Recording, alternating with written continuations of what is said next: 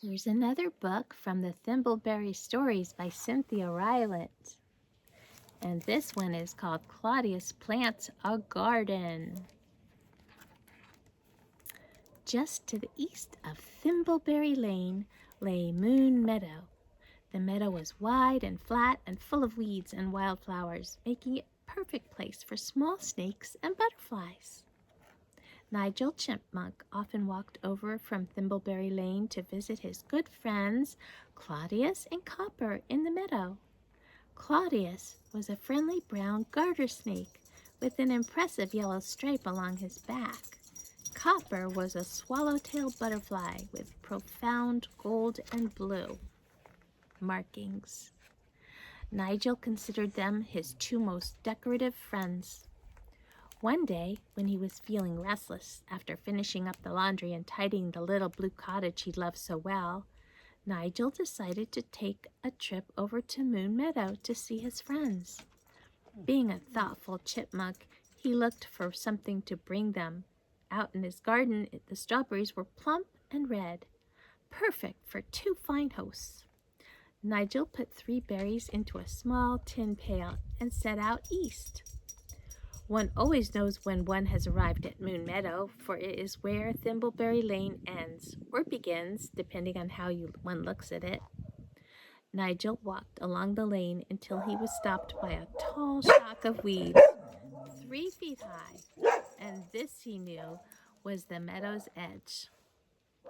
He gingerly stepped into the thick grasses and carefully made his way southeast toward Copper's house. Claudius would likely be there as well, though he had his own home. Claudius preferred Copper's house. It was quite colorful and very different from his own drab brown one. The windows were trimmed with curtains of bold red and yellow and black. The sofa was bright green, the kitchen table purple. Copper herself was very colorful too. She often went about the house with a fantastic shawl draped across her shoulders and ornaments hanging from her antennae. Nearly every day Claudius could be found visiting, stretched upon the bright green sofa or wrapped around the porch swing, which was an electric blue. Nigel Chipmunk made his way through the tall grasses, and as expected when he arrived, both Copper and Claudius were there playing a game of backgammon on their front steps. "Nigel," they called at once. Copper tossed back her shawl and fluttered her wings in delight. Claudius stood on the top of his tail, swaying back and forth in a dance. Nigel greeted them with the enthusiasm of a friend long unseen. The 3 then moved into the kitchen and gathered around the purple table for glasses of iced rose nectar. Ever the colorful hostess, Copper put a long stem of sweet pea into each glass. "I've brought strawberries, as you can see," said Nigel. "You must try them. They're quite delicious." "I don't believe I've eaten strawberries before," said Claudius, putting on his eyeglasses for a better look. Copper had brought tiny moon-shaped saucers and was cutting the berries into small pieces for each of them. "Never eaten strawberries?" said Nigel. "We don't have them here in the meadow. Too many weeds," answered Claudius. "And of course I am much too long and lazy to go off to market to buy any. I can live on beetles quite well, with Copper's fine nectar to wash them down." Copper smiled. 52 flavors to choose from," she said, "and today a chestnut tart for dessert."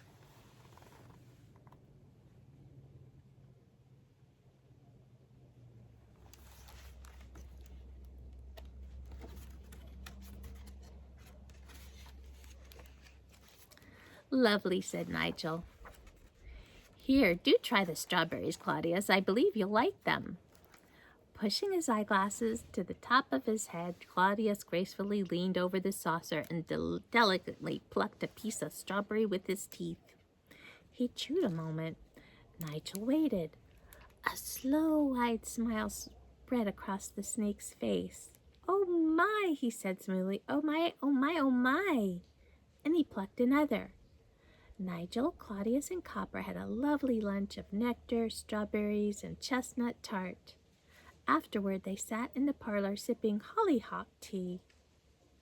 Claudius, feeling quite dreamy and content, said to Nigel, "Do you think, Nigel, I might grow strawberries of my own?" Nigel set down his teacup. "Why, of course, Claudius. Anyone may grow strawberries if he's willing to try." "I'm so lazy, you know," answered Claudius, "but for those juicy wonders, I believe you could get even me to take up a hoe." "I'll bring you some seedlings on Friday," said Nigel, and as he promised, Nigel Chipmunk pulled on his gardening gloves and pushed a small wheelbarrow full of strawberry seedlings and good soil to Claudius's house on Friday. The snake had pulled some pieces of an old footbridge into his yard to make a little raised bed and for the plants, and he was coiled in the middle of it, napping, when Nigel arrived. "Claudius," called Nigel as he approached. "Hmm?" said the sleepy snake.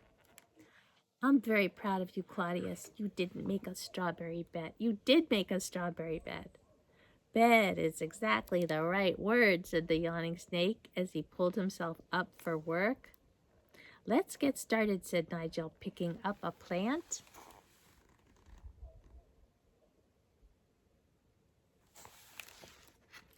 Together, the two friends spread the good soil into the raised bed.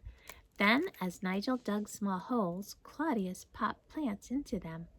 Claudius had borrowed one of Copper's magenta sunbonnets for the day, and he looked quite the gardener. After all the plants were in and watered, Nigel and Claudius went into the kitchen for a cold drink. "I'm afraid I have only water," apologized the snake. I live such a bachelor's life." "Water is perfect," said Nigel, taking a paper cup from Claudius. "I hate washing dishes," the snake explained. "Paper cups, water, and a can or two of beetles are, I'm afraid, all you'll find." Nigel, who loved cooking and real china cups and a larder stocked with food, simply smiled. "What makes it all a feast," he said, "is the fine company." This made Claudius very glad. Nigel, of course, did not really expect any of the strawberry plants to grow.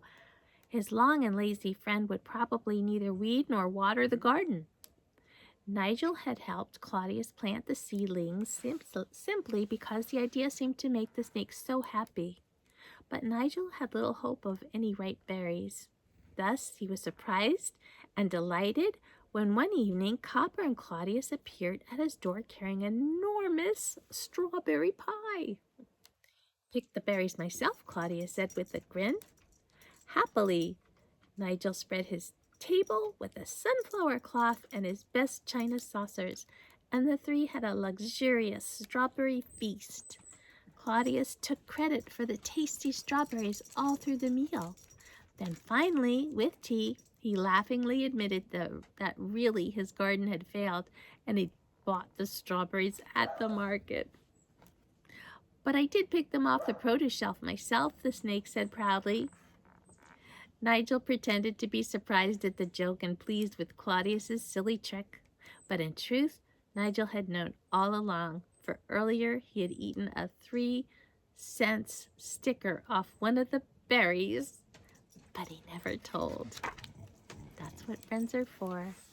That's the end of that story. Love you guys.